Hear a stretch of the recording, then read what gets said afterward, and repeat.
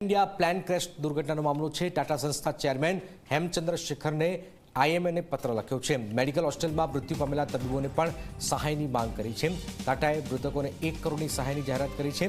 પ્લેનમાં સવાર લોકો સિવાય તબીબોને પણ સહાય આપવાની માંગ છે। મેડિકલ હોસ્ટેલ પર પ્લેન પડતા 4 તબીબોના મોત થયા હતા। વિદ્યાર્થી તબીબોને નુકસાન થયું, તેમને પણ સહાય આપો, આઈએમએ તરફથી આ વાત કરાઈ છે।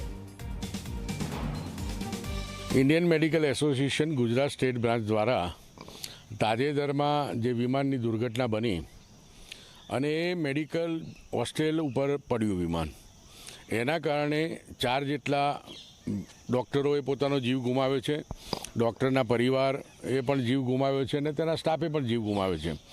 ટાટા સંસ્થાના જે ચેરમેન છે એન ચંદ્રશેખરને અમે પત્ર લખ્યો છે કે આમાં મૃતકોને તમે 1 કરોડ આપવાની જાહેરાત કરી છે, પરંતુ આ વિમાન જેમના ઉપર પડ્યું તેવા તબીબો અને અન્ય લોકો જે મૃત્યુ પામ્યા છે એમના માટે પણ તમારે જાહેરાત ક્લેરિફિકેશન કરવું જોઈએ કે એમને પણ 1 કરોડ આપવા જોઈએ।